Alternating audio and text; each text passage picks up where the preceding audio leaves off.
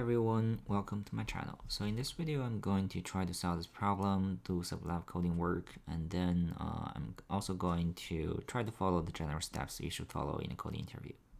So let's take a look at the question first. So given API Rand7 that generates a uniform random integer in the range of 1 to 7, or the function Rand10 that generates a uniform random integer in the range of 1 to 10. So you can only call the API Rand7 and you shouldn't call any other API. So each test case will have one internal argument n, so the number of the times that you implement the function Rand10 will be called while testing. Note that this is not an argument passed to Rand10, okay? So there are some follow-up questions, but we are going to follow up later on. So we have this example, something like this, pretty standard. And the constraint says that n is anywhere between 1 to 100k. So how should we solve this problem? So the idea I can think about is we can first, so the thing is, so first, this first step I would do is I would call Rand7 once. So if it is anywhere between 1 to 5, then we are just going to keep it. Otherwise, we are just going to keep calling Rand7 until we get a number between 1 to 5. So if it is 1 to 5,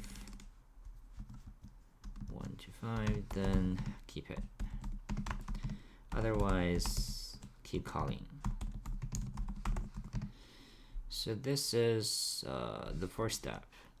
And for the second step, I want to do is I will just call Rand7 another time. If it is 7, then keep calling. Otherwise, stop. Otherwise, record as num2. So for the first one, I would just record it as num1. So for the num1, because it's within the range of 1 to 7, so we are just going to divide the scope of 10 into subscopes. So we divide the 10 into 5 scopes. So the 1 2 is the first scope, 3 4 is the second scope, so something like that. So number 1 represents the first scope, which is 1 2.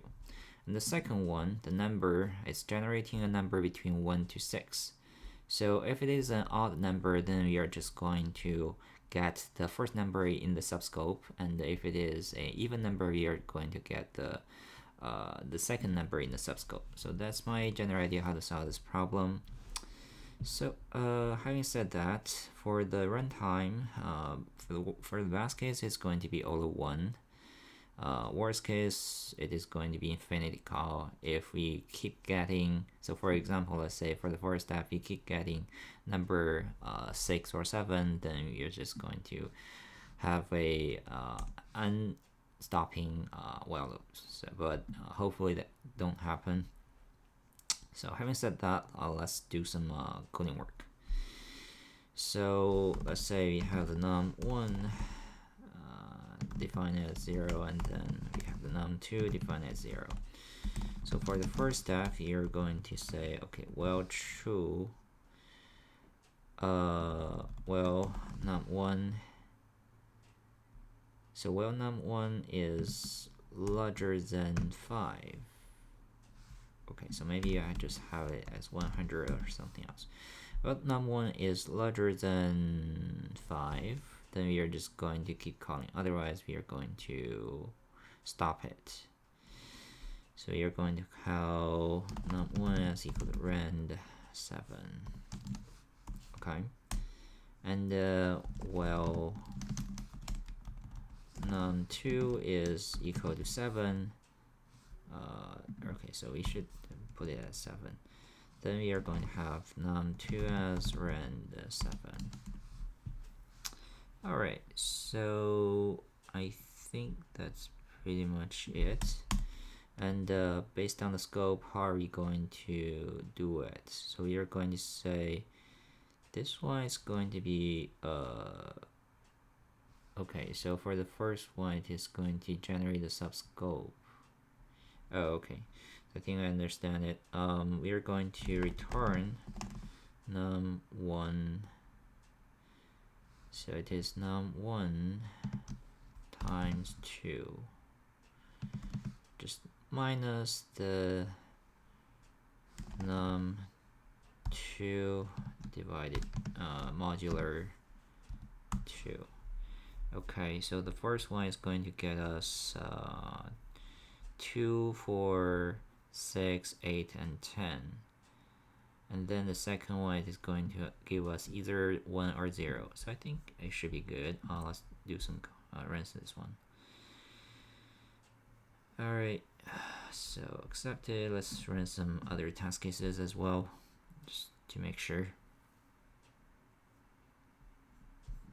Alright, so let's do a summation for it. Okay, so it's accepted. So there's some follow-up questions. So what is the expected value for the number of calls to Rand7? So I would say for the first call, we are just keeping the number between 1 to 5, which leaves us, so potentially we can get 1 to, we can get number 6 or 7. So this is some mathematical computation. So if we get 6 and 7, we definitely need to drop it. So the probability for us to get 6 and 7 is 2 over 7. And the probability for us to get a number between 5 to 7 is 5 to 7. So I kind of forgot the math knowledge. Potentially, I think it's anywhere, I think the expected value is something like 7 over 5. So if I get it wrong, then please correct me. So so the second call, we are trying to for the second call, the probability for us to get a 7 is 1 over 7. If it is not 7, the probability is 7 over 6. So the expected thing, I think it's 7 over 6, something like that, maybe. So I would say the expected value for us to call the Rand7 function is something like this, I guess. But I think some people may have better math knowledge than me. If I get it wrong, then please leave some comments below. Also, could you minimize the number of the calls to Rand7? Yeah, so potentially, mathematically it could be doable, might be, I'm not super sure. But if someone who has better math knowledge than me, feel free to leave some comments below. So that's it for this coding question. So if you have any question regarding the solution or about the piece of code, feel free to leave some comments below. If you like this video, please help subscribe to this channel. I'll see you next time. Thanks for watching.